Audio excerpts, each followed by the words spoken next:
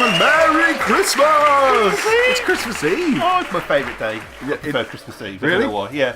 I prefer the anticipation. Then on Christmas Day, it's just like, oh yeah, there's my presents. I've had too much turkey. Time to sleep. Oh, the Queen's on. I'm going to bed. Yeah. No, yeah, you're right. It's the excitement's in the air, isn't it, on Christmas Eve? Yeah. It's just there. It's buzzing with electricity. best day. Absolutely, yeah.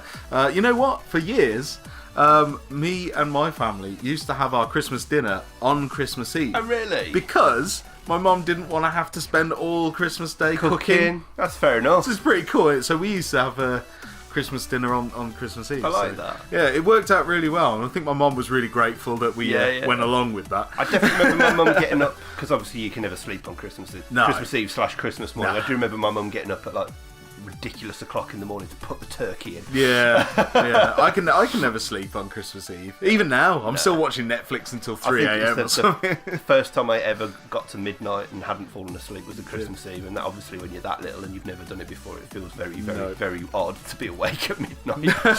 Well, anyway, let's get this underway. What have we got, Dan? It's The Legend of Zelda Ocarina of Time. Of course the it perennial is. classic. Woohoo!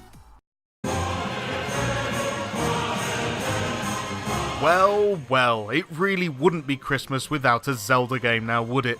Sadly, it's not Breath of the Wild, Miyamoto! But it's still a classic and a solid genre-defining entry into the Zelda franchise. Yes, of course, it's Ocarina of Time. Oh, the memories of this game. Released in November 98 to hordes of mums raiding the shops to buy it for their kids, mine included. Ocarina of Time was the must-have game for Christmas. Shockingly, it was originally developed for the 64 DD. Yeah, you know that thing that Japan got to play with and hate on? It didn't do very well, so Ocarina quickly shifted to a cartridge-only release, and it was on a whopping 256MB cartridge, which was Nintendo's biggest ever at the time. Speaking of biggest ever, it also holds, to this day, a Metacritic score of 99! 90 Yes, 99! I'll just let that sink in for a moment, shall I? Being the fifth game in the series, and the first to be 3D, Ocarina of Time introduced many gameplay mechanics to adapt to its new 3D world. Target locking was the biggest feature, with Link being able to lock onto enemies to make combat work better. You could also ride a horse and shoot a bow and arrow, whilst riding said horse.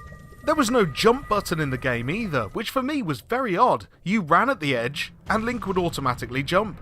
Even though he did this, the game still features some challenging platform sections, heavily featured multi-layered puzzle dungeons, and they just work so well. I could talk for hours about this game, and perhaps one day we will do an in-depth look into everything about Ocarina of Time, but for now, it's time to move on. It was an instant hit, and it's still talked about fondly.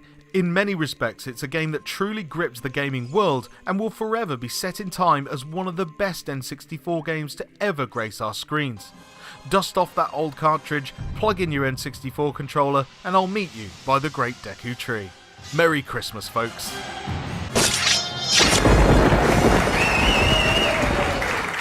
And that was Ocarina of Time. Pretty much my favourite game on the N64. Yeah. Pretty much one of my favourite games of all time. Yeah, there is so many good games on the N64, but this one really stood out. I'm not sure they've got better than this. The graphics have, but in terms of the gameplay, I'm not sure they've beaten this one yet. It kind of just captured really awesome. I think it was part of the time period as well. If you got it when it came out, which I did, and I've got a lovely story about that, but it was released on November 18th. So now at this time, like, I didn't have money, I didn't have a job, I was, it wasn't regular, I depended on my parents' generosity to get me video games. So obviously this was on probably a lot of kids' Christmas lists for 98, wasn't it? It was just like, it was the one game to have. Yeah.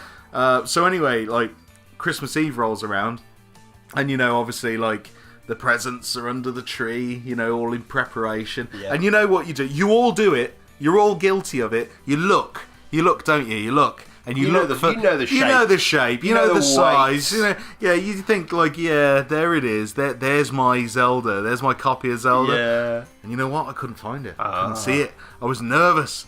So Christmas Day rolls around, and we get down to the last present, and it's not an N64 box.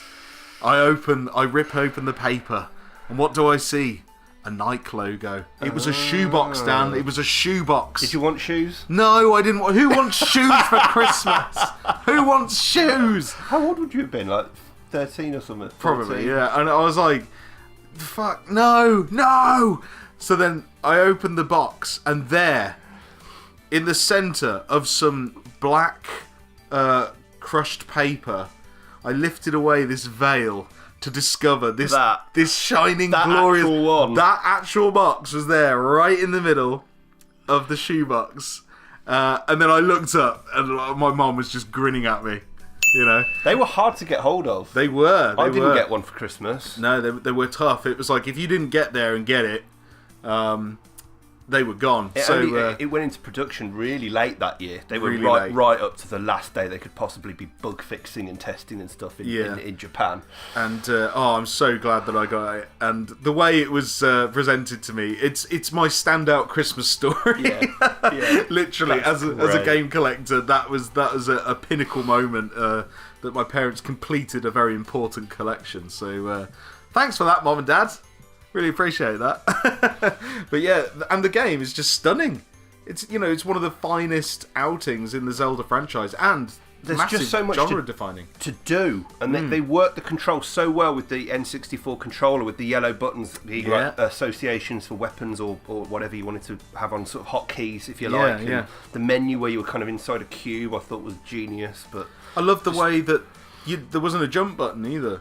Auto jump, how clever is that? Auto jump. I remember reading that in the magazine and thinking, that's dumb. Yeah, why would you ever do that? Always trust Miyamoto. Yeah, it was the best idea ever, and I guess it freed up another button. Yeah. It's like, why bother wasting time jumping when we can have this for something else? Do you remember the first time you became Adult Link as well? That's an amazing part of the game. Yeah. And then you come out of the Temple of Time and everything's gone really grim and you're like, yeah, you feel like you've gone on a massive journey in Ocarina of Time, and like all the collectibles and going to the different worlds, like the Zora's Domain. Yeah, they're all so well realised and well rounded. It's just perfection, isn't it? In every I reckon I can make you angry at this game in 3 words.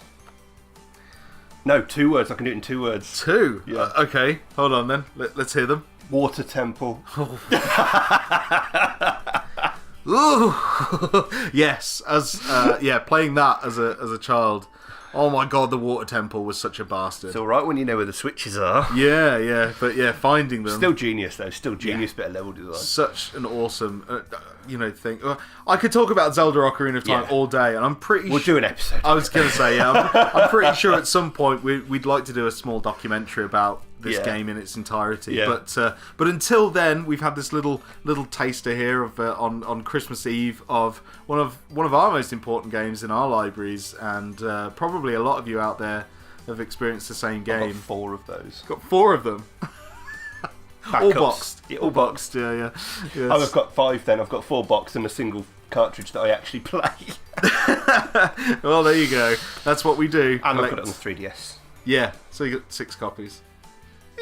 Anyway, so thank you for joining us on Christmas Eve, and thank you for watching this video. I hope you liked it. If you did, don't forget to leave us a like and subscribe and all that jazz.